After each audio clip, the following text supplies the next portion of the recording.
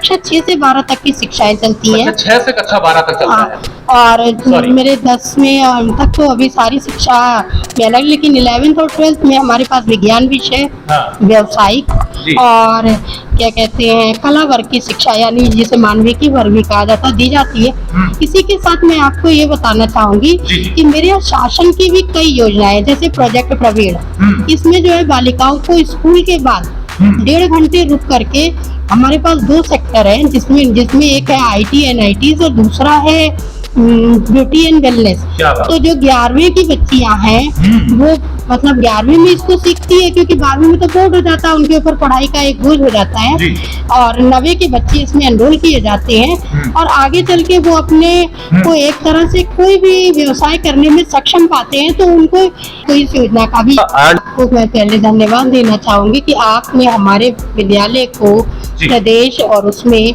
सम्मान दिलाने के लिए एक अच्छा कार्य किया है, जिससे विद्यालय का प्रचार प्रसार भी होगा, लोगों को GGIC की योजनाओं और उसके बारे में लाभ मिल सकेगा। NCC का भी अपने यहाँ कुछ ऐसा है, स्काउट गाइड का ऐसा कुछ? हमारे यहाँ स्काउट गाइड भी चलता है, NCC भी चलती है। कितने क्लास के बच्चे उसको ले सकते हैं? हमारे यहाँ स्काउट गाइड तो 6 से बच्चे ले लेते हैं, परंतु NCC के लिए 11 और 12 के छात्र ही एलिजिबल है। अच्छा। और उनको जो है इसमें तो A certificate, B certificate, C certificate? जी, हमारे यहाँ B सर्टिफिकेट दिया जाता है और वो सर्टिफिकेट अपने आप में पर्याप्त है।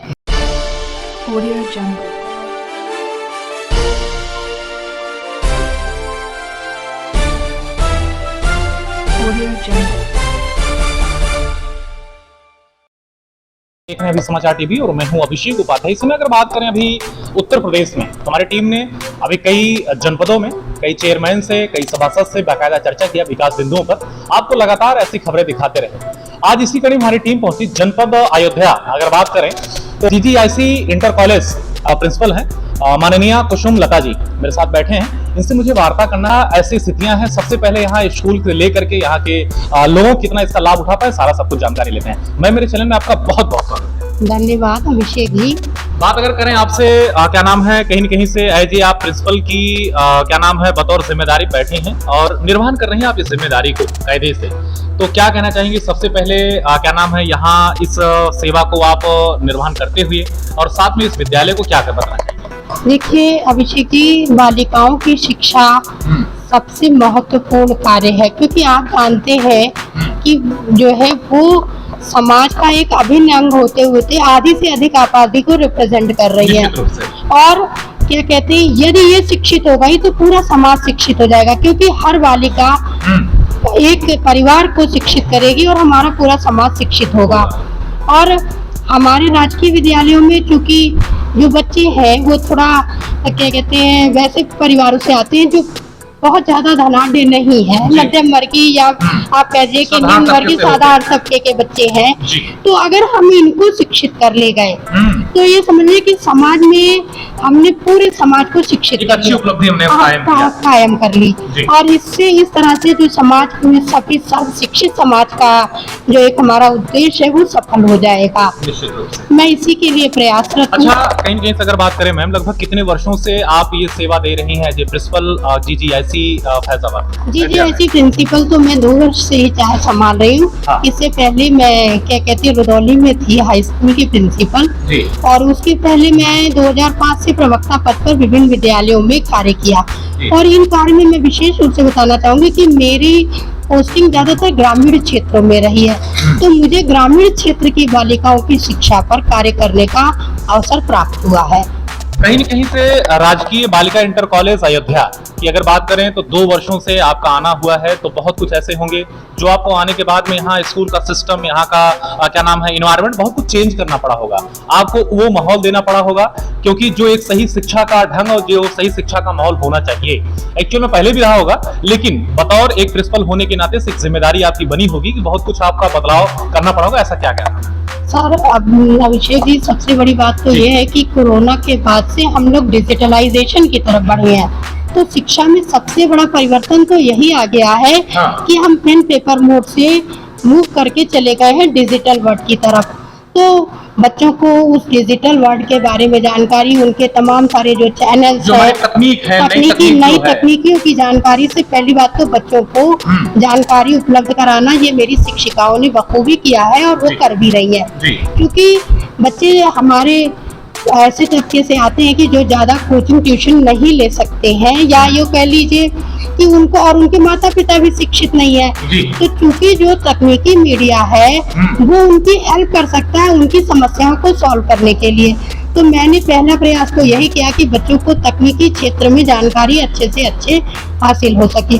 दूसरा पार्ट मैंने यहाँ आके ये देखा कि बच्चों को अनुशासन, समय पर आना, समय पर जाना और समय पर हर काम करना, ये भी मेरा प्रयास रहा कि बच्चे इसको करें।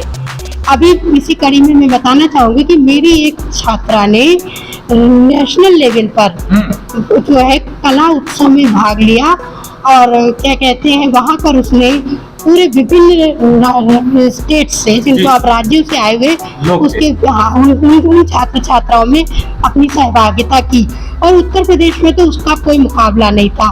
और ऐसे ही मेरे बच्चे हैं जिन्होंने तमाम सारे स्टेट लेवल पर चित्रकला में प्राइज जीते हैं। करें तो आज के पेरेंट्स का एक माइंडसेट हो गया है, एक दिमागी रूप से एक रुझान बढ़ गया है कि मुझे कहीं कहीं से कॉन्वेंट स्कूल में अपने बच्चों को डालना है, तो मुझे अच्छी तरक्की मिलेगा, अच्छी शिक्षा मिलेगा, मेरे बच्चे ज्यादा डेवलप होंगे। मुझे क्या नाम है, as a English medium school में हम डालेंगे तो हमारे बच्चों को ज्यादा इंग्लिश आएगा, और इंग्लिश से ही अपनी जिंदगी, अपने करियर को संभाला और बना पाएंगे। इस विषय को लेकर के क्या कहना चाहेंगे आप इस बिंदु पर? देखिए, प्राइवेट स्कूल के जो टीचर्स होते हैं वो सरकारी स्कूलों के टीचर्स के मुकाबले बहुत योग्य नहीं होते हैं। सरकारी विद्यालयों में चुने हुए अध्यापकों द्वारा शिक्षण कार्य किया जाता है। तो ऐसी स्थिति में ये कह देना कि प्राइवेट स्कूल में पढ़ने से बच्चा अच्छा हो जाएगा, ये मेरा कतई मानना नहीं है। हाँ, अगर आप सरकारी विद्यालय में बच्चे को भेजेंगे तो वहाँ भी शिक्षा का वही स्तर है, बस ये जो लोगों की, समाज की, जनमानस की सोच हो गई कि पब्लिक स्कूल अच्छा करते हैं, ऐसा बिल्कुल नहीं है, बल्कि वो गार्जियंस का एक तरह से पैसा वेस्ट करा रहे हैं, धीरे धीरे उनको ये कर रहे हैं, और उतना बच्चों में कोई बहुत मुझे नहीं अंतर दिखता है, नहीं आता है जो आनी चाहिए, और इतना मुझे कोई बहुत अंतर नहीं दिखता है कि राजकीय के बच्चे किसी मामले में पीछे। निश्चित रूप से क्या नाम, आम जनमानस को एक जो सब पढ़े का एक मिशन है गवर्नमेंट का, सरकारी विद्यालय में गार्जियन को अपने बच्चों को भेजकर इस मिशन को कामयाब बनाना चाहिए। और निश्चित रूप से योग्य टीचर होते हैं, चयनित टीचर होते हैं, आयोग से चयनित टीचर होते हैं, तो आकर के वो पठन पाठन का कार्य कराते हैं विद्यालय में। अगर हम अगली कड़ी बात आपसे करें तो अपने यहाँ क्या नाम है, राजकीय बालिका इंटर कॉलेज अयोध्या की अगर बात करें तो कितने लगभग स्टाफ की संख्या है अपने यहाँ टीचरों की?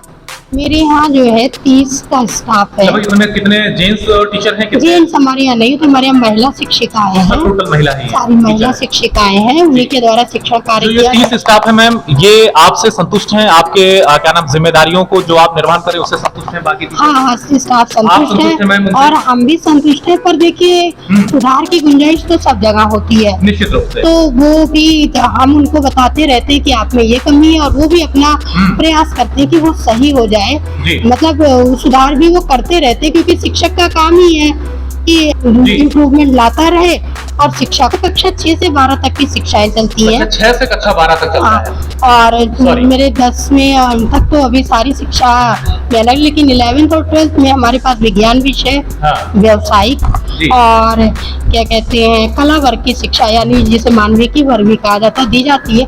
इसी के साथ मैं आपको ये बताना चाहूंगी कि मेरे यहाँ शासन की भी कई योजनाएं, जैसे प्रोजेक्ट प्रवीण, इसमें जो है बालिकाओं को स्कूल के बाद 1.5 घंटे रुक करके, हमारे पास 2 सेक्टर हैं, जिसमें एक है IT NIT और दूसरा है ब्यूटी एंड वेलनेस। तो जो 11वीं की बच्चियां हैं वो मतलब 11वीं में इसको सीखती है, क्योंकि 12वीं में तो बोर्ड हो जाता है, उनके ऊपर पढ़ाई का एक बोझ हो जाता है, और 9वीं के बच्चे इसमें एनरोल किए जाते हैं, और आगे चल के वो अपने को एक तरह से कोई भी व्यवसाय करने में सक्षम पाते हैं, तो उनको तो इस योजना का भी ऑलरेडी अवेलेबल है, या जो टीचर उन्हीं तक रहेगा? नहीं, शासन की तरफ से ये एक कौशल विकास मिशन का प्रोग्राम है, तो वो बच्चे को उनको प्रशिक्षित किया जाता है कौशल विकास मिशन द्वारा। ठीक है, कहीं कहीं से अगर बात करें मैम आपसे, तो कहीं कहीं से आपका ये जो राजकीय बालिका इंटर कॉलेज अयोध्या है, इसमें ऐसा कौन कौन से अभी और डेवलप होने की यहाँ आवश्यकता है, मुख्य ऐसे पॉइंट्स नीड हैं जिस पे काम करना बहुत ही जरूरी है और वो होना चाहिए। गवर्नमेंट से भी आप अपील करना चाहेंगे हमारे चैनल के माध्यम से, यूपी सरकार से, और कहीं न कहीं से आम जनमानस से उस चीज का अपील करना चाहेंगे? हम जनमानस से यही अपील करेंगे कि जैसे हमारे विद्यालय के लिए आप थोड़ा सा प्रयास करें। जैसे विद्यालय को कुछ लोग गोद लेना चाहें तो ले सकते हैं, और क्या कहते हैं यहाँ के बच्चों को मोटिवेट करें, समय समय पर आते रहें, और शासन की तो क्योंकि ज्यादातर सुविधा हमको मिल रही है, और हम तो ये बच्चे जो है इन बच्चों को आके जागरूक करने की जरूरत। अच्छा, क्या नाम है, इसी अगर बात चल रहा है स्कूल के पूरे अंदर कैंपस की जानकारी के हेतु, तो इसी श्रृंखला में अगर अगली बात करें तो लगभग क्लास 6 से क्लास 12 तक की अगर बात करें तो लगभग पूरा वार्षिक कितना शुल्क लगता होगा मैम, एडमिशन सब कुछ इंक्लूड करने के? सर हमारे यहाँ 6 से 8 तक की तो निःशुल्क शिक्षा है। अच्छा, उनका कोई शुल्क नहीं लिया जाता है जी। तो स्कॉलरशिप बच्चों को बदले में और बदले में जो डीबीटी है सरकार की योजना और एमडीएम, दो सरकारी योजनाओं का उनको लाभ दिया जाता है। डीबीटी में उनके खाते में जूते, मोजे और ड्रेस के पैसे जाते हैं, उनको निःशुल्क पाठ्य पुस्तकें वितरित की जाती हैं, और उनको खाने की सुविधा है जिसमें जो है एक फल भी दिया जाता है। अच्छा। और सोमवार को और बुधवार को दूध है। अच्छा। तो ये भी दिया जाता है जिससे उनका पोषण भी फायदे से चलता रहे। और 9 to 12 जो सरकारी शुल्क है सिर्फ वही लिया जाता है और कोई शुल्क किसी प्रकार का नहीं है। माने कुल मिलाकर के क्या नाम है, साधारण तबके का व्यक्ति आसानी से अच्छी शिक्षा के लिए यहाँ बच्चों को अपने एडमिशन करवा सकता है और अच्छी शिक्षा ले सकता है। मेरे प्रश्नों को बड़ी बेबाकी से संतोषजनक आंसर कर रहे हैं। आखिरी कड़ी में अगर बात करें, जो वीडियो क्लिप चल रहा है ये आपके एरियाज के बच्चे देखेंगे, पूरा जनपद अयोध्या के लोग देखेंगे, हो सके तो पूरा प्रदेश और देश भी देखे।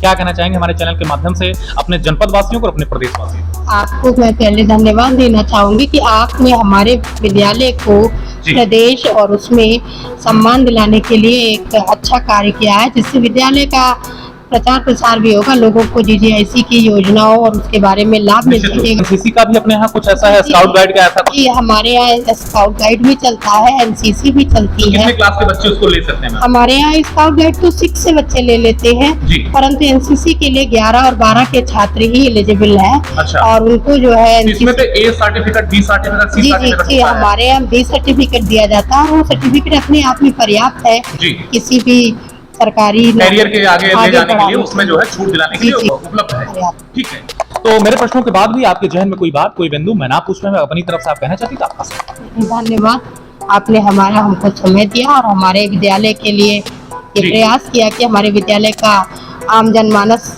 योजनाओं को समझ सके। इसके लिए आप आभार आपका। तो दर्शकों, आप थी आदरणीय कुसुमलता जी, राजकीय बालिका इंटर कॉलेज अयोध्या की एज ए प्रिंसिपल, जो मेरे कई प्रश्नों के बीच होने के बाद उस सारे प्रश्नों को बड़ी बेबाकी से संतोषजनक आंसर की। आशा करते हैं हमारा इंटरव्यूज आप सभी को बेहद रोचक और पसंद आया होगा। दर्शकों, अगली कड़ी में फिर किसी नई जगह नए लोगों साथ सभी कराते हैं मुलाकात। तब तक दीजिए मुझे अनुमति। धन्यवाद, नमस्कार। मैं मेरा चैनल ज्वाइन करने के लिए और अपना समय देने के लिए आपका बहुत बहुत धन्यवाद। धन्यवाद।